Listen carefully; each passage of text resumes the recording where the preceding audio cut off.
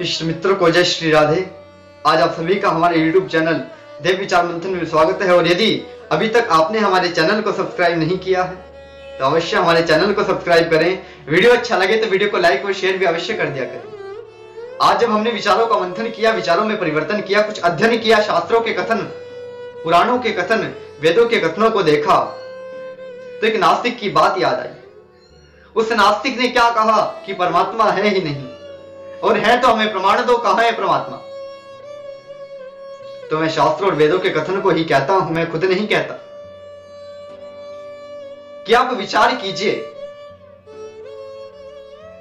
कि जब एक वैज्ञानिक, जब एक डॉक्टर किसी दवाई की रचना करता है तो वह कितनी उसमें खोज करता है।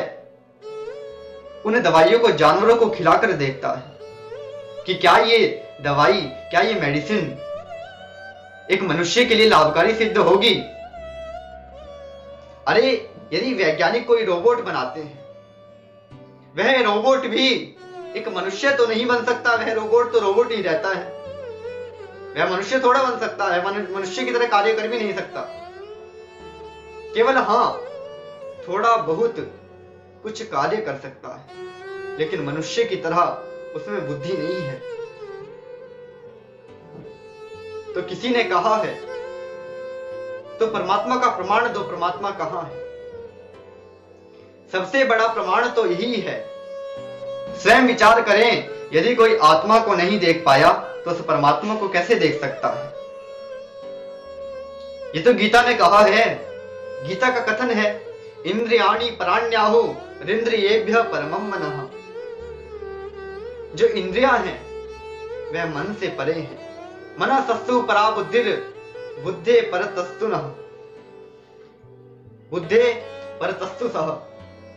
और बुद्धि आत्मा से परे है, लेकिन आत्मा का स्वरूप ही परमात्मा का स्वरूप है। फिर भी आत्मा को परमात्मा से परे बताया, क्योंकि आत्मा ही परमात्मा को पाने का एक साधन है। मन है, बुद्धि है, इंद्रियां हैं, यह आत्मा इनका स्वामी है, और आत्मा का स्वामी है वह परमात्मा।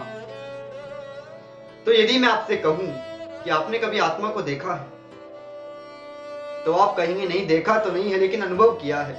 यदि कोई जीव है, कोई पशु है, कोई पक्षी है, मनुष्य है, तो मैं आपसे कहूं कि क्या उसमें आत्मा है, तो आप कहेंगे वह चेतन है, उसमें आत्मा है। और यदि वह चेतन नहीं हुआ तो आप कहेंगे वह आत्मा से पृथक हो चुका है, आत्मा उससे पृथक हो चुकी है। उसी प्रकार आप ये कैसे कह सकते हैं कि परमात्मा नहीं है।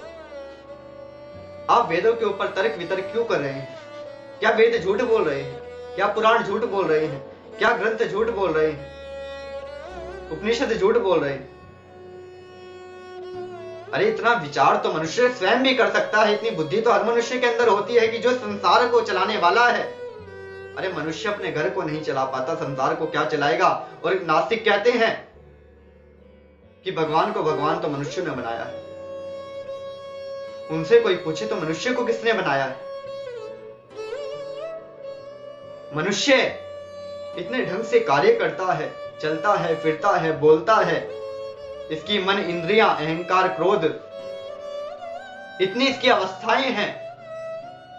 यदि आप बना सकते हो तो बनाकर दिखा दे। तो आप ये कैसे कह सकते हैं परित्राणाय साधूनां विनाशाय च दुष्टताम्। गीता में भगवान ने कहा है, धर्म संस्थापनार्थाय संभवामि युगे युगे। परित्राणाय साधूनां,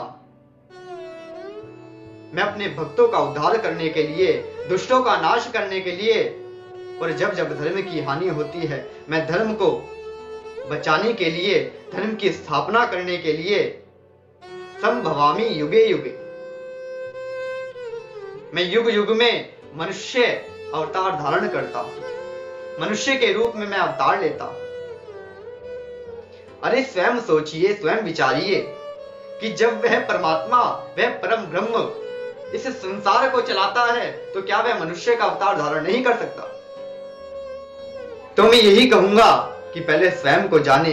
जिसने स्वयं को जान लिया तो उसने परमात्मा को जान लिया, और जो स्वयं को ही नहीं जान पाया, जो नास्तिक है, वह परमात्मा को नहीं जान सकता।